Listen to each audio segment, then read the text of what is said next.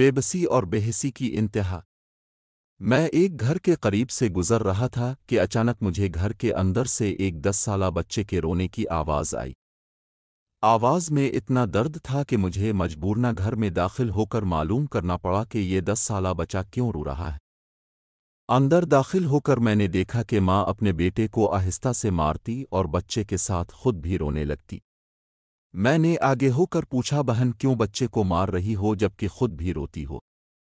اس نے جواب دیا کہ بھائی آپ کو تو معلوم ہے کہ اس کے والد اللہ کو پیارے ہو گئے ہیں اور ہم بہت غریب بھی ہیں۔ میں لوگوں کے گھروں میں مزدوری کرتی ہوں اور اس کی پڑھائی کا مشکل سے خرچ اٹھاتی ہوں۔ یہ کم بخت اسکول روزانہ دیر سے جاتا ہے اور روزانہ گھر دیر سے آتا ہے۔ جاتے ہوئے راستے میں کہیں کھیل کود میں لگ جاتا ہے اور پڑھائی کی طرف ذرا بھی توجہ نہیں دیتا، جس کی وجہ سے روزانہ اپنی اسکول کی وردی گندی کر لیتا ہے۔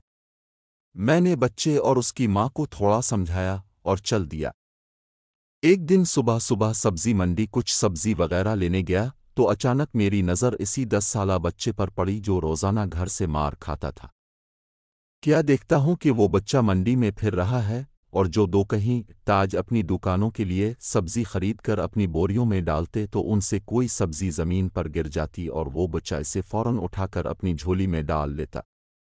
میں یہ ماجرہ دیکھ کر پریشانی میں مبتلا ہو رہا تھا کہ چکر کیا ہے۔ میں اس بچے کو چوری چوری فالو کرنے لگا۔ جب اس کی جھولی سبزی سے بھر گئی تو وہ سڑک کے کنارے بیٹھ کر اونچی اونچی آوازیں لگا کر اسے بیچنے لگا۔ منہ پر مٹی، گندی وردی اور آنکھوں میں نمی کے ساتھ ایسا دونک اندار زندگی میں پہلی بار دیکھ رہا تھا۔ دیکھتے دیکھتے اچانک ایک آدمی اپنی دکان سے اٹھا جس کی دکان کے سامنے اس بچے نے ننھی سی دکان لگائی تھی۔ اس شخص نے آتے ہی ایک زوردار پاؤں مار کر اس ننھی سی دکان کو ایک ہی جھٹکے میں ساری سڑک پر پھیلا دیا اور بازو سے پکڑ کر اس بچے کو بھی اٹھا کر دھکا دے دیا۔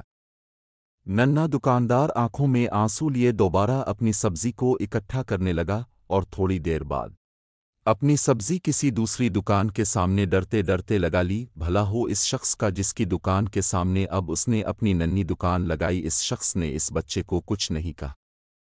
تھوڑی سی سبزی تھی، جلد ہی فروخت ہو گئی اور وہ بچہ اٹھا اور بازار میں ایک کپڑے والی دکان میں داخل ہوا اور دکاندار کو وہ پیسے دے کر دکان میں پڑا اپنا سکول بیگ اٹھایا اور بنا کچھ کہے سکول کی جانب چل دیا۔ میں بھی اس کے پیچھے پیچھے چل رہا تھا۔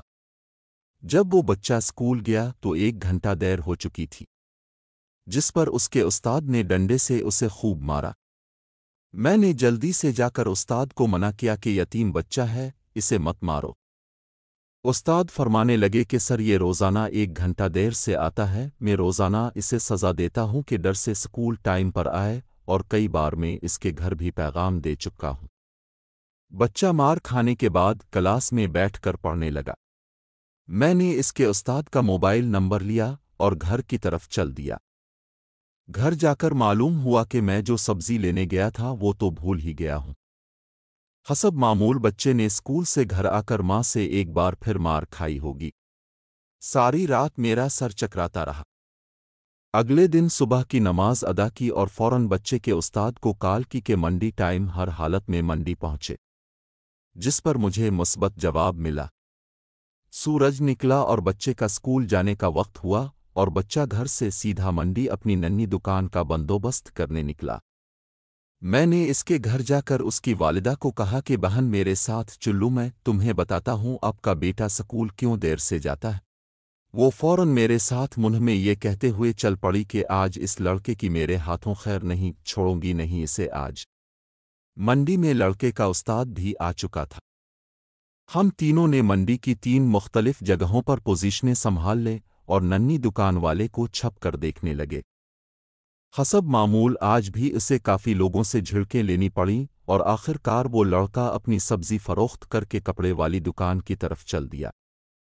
اچانک میری نظر اس کی ماں پر پڑی تو کیا دیکھتا ہوں کہ بہت ہی درد بھری سسکیاں لے کر زار و قطار رو رہی تھی اور میں نے فوراً اس کے استاد کی طرف دیکھا تو بہت شدت سے اس کے آنسو بہہ رہے تھے۔ دونوں کے رونے میں مجھے ایسا لگ رہا تھا جیسے انہوں نے کسی مظلوم پر بہت ظلم کیا ہو اور آج ان کو اپنی غلطی کا احساس ہو رہا ہو۔ اس کی ماں روتے روتے گھر چلی گئی اور استاد بھی سسکیاں لیتے ہوئے سکول چلا گیا۔ हसब मामूल बच्चे ने दुकानदार को पैसे दिए और आज उसको दुकानदार ने एक लेडी सूट देते हुए कहा कि बेटा आज सूट के सारे पैसे पूरे हो गए हैं, अपना सूट ले लो। बच्चे ने इस सूट को पकड़कर स्कूल बैग में रखा और स्कूल चला गया।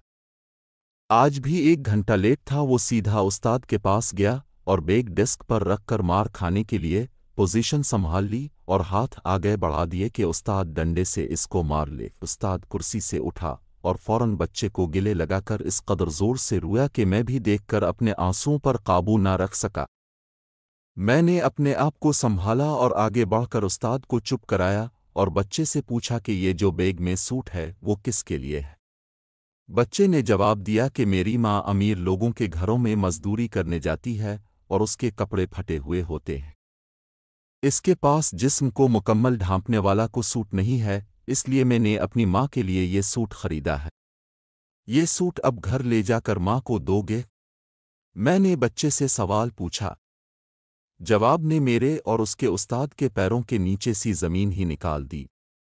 बच्चे ने जवाब दिया, नहीं अंकल जी, छठी के बाद में इसे दर्जी को सिलाई के लिए दे दूंगा और रोज़ाना थोड़े थोड़े पैसे जमा करके सिलाई दूंगा। जब सिलाई के पैसे पूरे हो जाएंगे तब मैं इसे अपनी माँ को दूंगा।